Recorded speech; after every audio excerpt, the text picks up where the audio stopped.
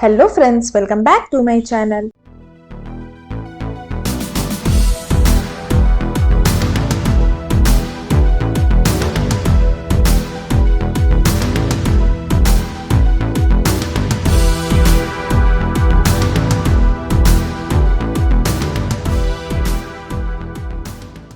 Part 31 के starting में हमें दिखाया जाता है कि जैसा कि मैंने आप लोग को पिछले एपिसोड में बताया था कि जुवो आता है लॉन्गसी के पास और उसे बोलता है कि अब तुम अपना सच्चाई कबूल करो और ये बताओ कि तुमने मिस्टर फेंग को क्यों मारा है। तो लॉन्गसी उसे बोलता है कि जुवो तुम झूठ बोल रहे हो, मैंने उन्हें नहीं मारा है बल्कि मिस्टर फेंग को तुमने मारा है और सभी कोई ने ये चीज देखा है। जब वो मरे थे उनके रूम पर तुम्हारा ही चाकू रखा हुआ था और उनके चेस्ट में जो चोट लगी थी वो तुम्हारे चाकू के ही निशान थे। तो मिस्टर फेंग को तुमने ही मारा है, तुम अपना सच कबूल करो। और जो मिस्टर फेंग का साथी था लियू यू उसे भी तुमने ही मारा है। तो जुवो बोलता है कि अच्छा मैंने मारा है तो बताओ सबूत कहाँ है, सबूत है तुम्हारे पास। और जो तुम चाकू की बात कर रहे हो, चाकू मैंने जानबूझकर उस दिन छोड़कर गया था जब मेरा और मिस्टर फेंग का लड़ाई हुआ था तब। लॉन्गसी बोलता है कि अच्छा तुम्हारी इन बातों पर कौन बिलीव करेगा, हम तो नहीं बिलीव करते। उसके बाद तभी क्या होता है, सीहाओ जो रहता है वो अपने कब्र से उठ जाता है और सभी कोई देख के शॉक्ड हो जाते हैं। और लॉन्गसी बोलता है कि क्या सीहाओ तुम मरे नहीं हो, तुम जिंदा हो। तो सीहाओ बोलता है कि लॉन्गसी तुमसे फिर से मिलकर अच्छा लगा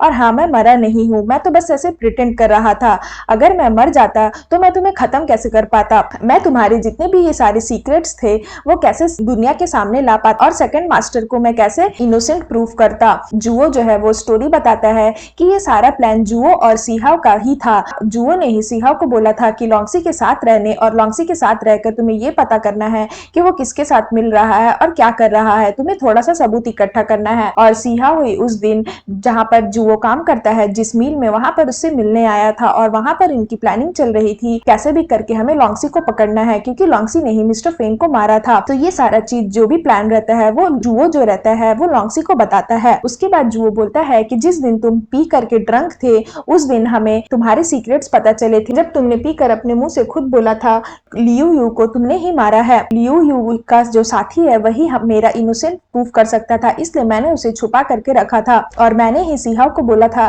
कि तुम्हारे साथ मिल करके काम करने के लिए, ताकि वो तुम्हारे साथ रहकर ये पता कर पाए कि तुम किससे मिल रहे हो और क्या कर रहे हो और तुम्हारी साजिश क्या है। लॉन्गसी ये सब सुन के शॉक्ड हो जाता है और बोलता है कि जुवो मुझे नहीं पता था कि तुम इतने चालाक हो। तो फिर जुवो बोलता है कि लॉन्गसी अब तो सच पता चल गया है कि जो असली किलर है वो तुम हो, तुमने ही मिस्टर फेंग को मारा है। तो जितने भी वहां पे लोग रहते हैं वो सभी लॉन्गसी पे हाथ उठाते हैं और बोलते हैं कि तुमने ही मिस्टर फेंग को मारा है, मास्टर जुवो इसे मार दीजिए, इसे मार दीजिए, सब इस तरह से उसे बोलते हैं। उसके बाद जुवो बोलता है कि हमारा कुछ रूल्स है, हम अपने लोगों को अपने हाथों से नहीं मारते हैं। उसके बाद हमें सीन में दिखाया जाता है कि लॉन्गसी क्या करता है, वो वहां से भाग जाता है ये डर से कि सबको उसे मार देंगे और वो जाता है माइदा राइची के पास मदद के लिए। तभी माइदा राइची देखता है कि उधर से लॉन्गसी आ रहा है तो वो बॉम्ब लगाए रहता है। तो लॉन्गसी जैसे ही जाता है आगे बढ़ता है, बॉम्ब फट जाती है और लॉन्गसी की वहीं डेथ हो जाती है और जुवो ये सब चीज देख लिया रहता है। उसके बाद दूसरे दिन न्यूज़पेपर में आता है कि मिस्टर फेंग को जुवो ने नहीं मारा है बल्कि कातिल कोई और था और कातिल लॉन्गसी ही था। उसके बाद हमें सीन में दिखाया जाता है कि जो जुवो रहता है वो चैम्बर ऑफ ई कॉमर्स जिसके मिस्टर फेंग चेयरमैन थे, अब जुवो चेयरमैन बन जाता है और जितने भी वहां पर आदमी लोग रहते हैं सबको जुवो बोलता है कि अब मैं इस चैम्बर ऑफ ई कॉमर्स का चेयरमैन हूँ और मुझे पता है कि पहले लॉन्गसी यहाँ का चेयरमैन हुआ करता था और वो आप लोगों के साथ बहुत ज्यादा रूड था, वो आप लोगों से जबरदस्ती काम करवाता था, बट आप लोगों को पता है कि मैं किस तरह का आदमी हूँ। मेरे कुछ रूल्स है, कुछ रेगुलेशन है जो मैं आप लोगों को बताना चाहता हूँ। अगर आप लोग चाहते हैं कि आप लोग मेरे साथ काम करें तो मेरे कुछ शर्त है। सबसे पहला शर्त ये है, जितने भी हमारे सामान आएंगे वो सबको आपको बेचना नहीं है और ना ही किसी से ज्यादा दाम में खरीदवाना है। और दूसरा मेरा शर्त ये है कि आप लोगों को जापानीज के साथ मिलकर काम नहीं करना है। और तीसरा शर्त हमारा ये है, अफीम और गांजा कोई भी नहीं बेचेगा चाइना में। ये सारा चीज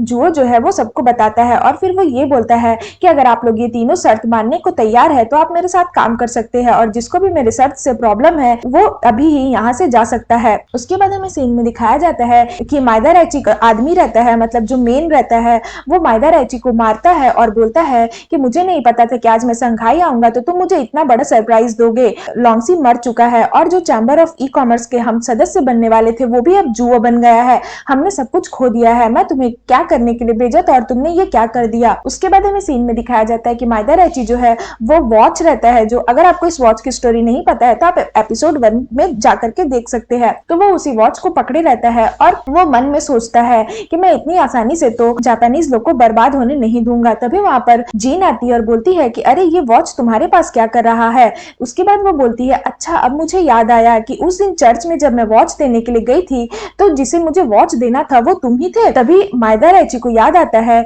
कि उसके साथी लोगों ने एक लड़की को मार दिया था ये बोल करके कि वो रॉन्ग फैमिली की आखिरी मेंबर है। तभी मायदा रैची को याद आता है कि रॉन्ग फैमिली की आखिरी मेंबर वो लड़की नहीं थी बल्कि जीन थी। तो वो उसे बोलता है अच्छा रॉन्ग फैमिली की जो आखिरी सदस्य बची हुई थी वो तुम हो। उसके बाद वो बोलता है कि हाँ तुमने सच बोला, जिसे तुम वॉच देने वाली थी वो मैं ही था रिसीव करने के लिए। उसके बाद यहाँ पर जीन जो है वो अपने मम्मी पापा का जो कत्ल हुए रहता है, जब मर्डर लोग आए रहते हैं उनके घर पे, तो ये सारा सीन वो सोच रही होती है और बहुत सैड रहती है। तभी वहां पर जुओ आता है और उसे बोलता है कि जीन क्या हुआ, तुम क्या सोच रही हो, तुम बहुत टेंशन में लग रही हो, मैं यहाँ पर आया और तुम्हें रियलाइज भी नहीं हुआ, इतना क्या सोच रही हो तुम। उसके बाद वो बोलती है कि नहीं कुछ नहीं। तभी जुओ से बोलता है कि सॉरी मुझे माफ कर देना, मैं कुछ दिन से थोड़ा सा बिजी था क्योंकि मैं अभी चेयरमैन बन गया हूँ तो इसलिए थोड़ा सा बिजी था, अब मैं सब कुछ ठीक कर दूंगा, अब मैं तुम्हारा और तुम्हारे बच्चे का ख्याल रखूंगा। तो वो कुछ नहीं बोलती है। तभी जुओ से बोलता है कि क्या हुआ, तुम्हारी तबीयत तो ठीक है ना, तुम कुछ बोल क्यों नहीं रहे। तभी जीन बोलती है कि कुछ नहीं, बस मुझे मेरे घर की याद आ रही थी, मैं संघाई आई थी अपने पेरेंट्स के मर्डर को पकड़ने के लिए, अपने पेरेंट्स के मौत का बदला लेने के लिए, बट देखो मैं कुछ कर ही नहीं पाई। तो जुओ बोलता है कि तुम चिंता मत करो, मैंने तुमसे प्रॉमिस किया है ना कि तुम्हारे पेरेंट्स का मौत का बदला मैं लूंगा, मैं तुम्हारी हेल्प करूंगा, तुम इतना चिंता क्यों कर रही हो। मैं चाहता हूँ कि तुम संघाई की सबसे हैप्पीएस्ट वुमेन बनकर रहो, तुम सैड मत रहो, बहुत जल्दी हम दोनों की शादी भी होगी, संघाई में सबसे अच्छा शादी हमारा ही होगा, सभी कोई देखते रह जाएंगे।